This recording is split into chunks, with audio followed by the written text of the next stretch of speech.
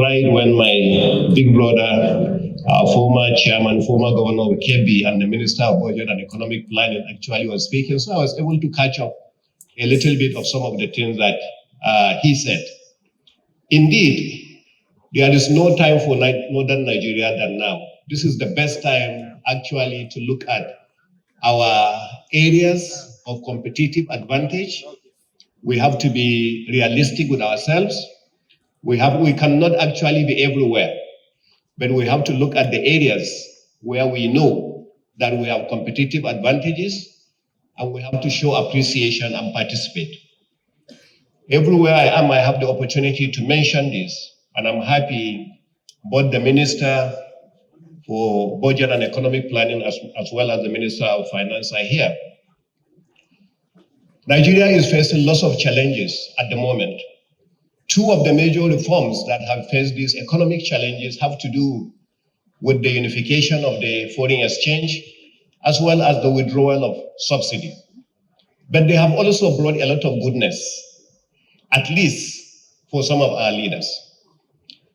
For your information, and I know most of you are already aware of what is happening, today, all the tiers of government, 3 tiers of government, are sharing more revenue than they had ever imagined in their life.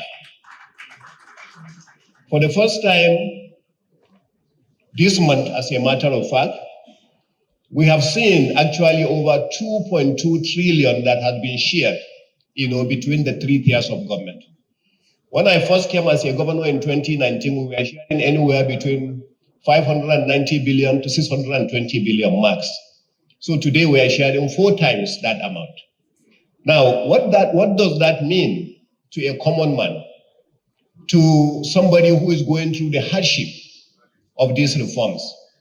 What it means is that today our leaders have more resources with them to be able to provide for this kind of event, this kind of investments.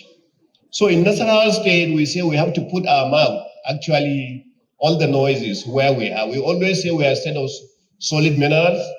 And on arrival, what the first thing we did was to say that nobody should come into Nassarawa mining until you have the capacity also to do the refining of that mineral in Nassarawa State. And that is the reason why today we have the largest lithium processing plant in Nassarawa State, which was commissioned by Mr. President last year. And this year, which is 3,000 metric tons a day. But this year, we have just completed another one of 6,000 metric tons a day, which is getting ready to be commissioned again by Mr. President.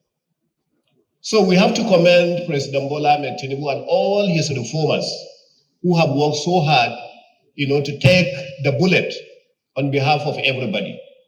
Because the resources are available, we have taken a decision as a state of agriculture to say that we are also going to do about 10,000 hectares of rice.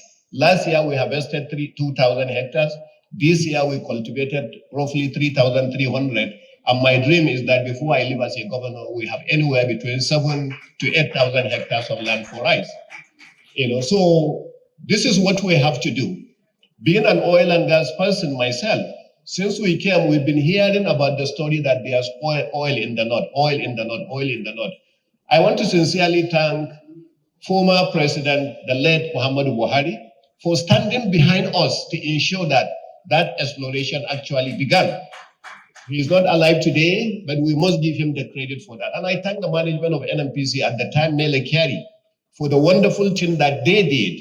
And so today, both at Kolomani, Lake Chad, and in Nassarawa, we have oil that is close to anywhere between 5 to 7 million barrels that you can actually go ahead and do inland for us.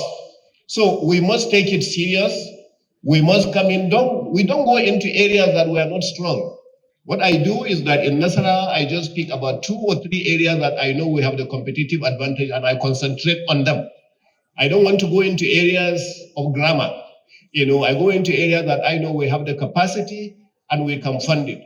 And right now, there is no state governor, none, whether it's APC, PDP, coalition, or whatever party we are. Every state governor has resources available to him that should be able to invest based on what we are seeing. And for that, we're not just going to call for us in Nassarawa, we are not just calling for investors, we are calling for partners. Because when the investors come and we do the study and we believe in it, we are also going to invest our money in whatever it is that is going to be there. Because that is the only way that you can get an investor serious. So at the Northern Nigeria, I'm not the chairman, our chairman is Governor of Gombe, but at the Northern Nigerian Governors Forum, we say we must approach all these areas, but number one is we must approach security. And we should stop blaming anybody for our security. We take responsibility on our own that we are responsible for our security, and we work on our security, and we go strictly on our own security. It doesn't matter which kind of form you will do. So what we expect out of this is sincerity. We'll be sincere with ourselves. Stop blaming anybody. If we are blaming anybody, blame ourselves. So take it upon ourselves to go from one end to another, so we'll be able to solve our problem. And I strongly believe that's the right way to go. Thank you for giving me the opportunity, even though I came late. And I pray God Almighty will continue to support every one of you. Thank you.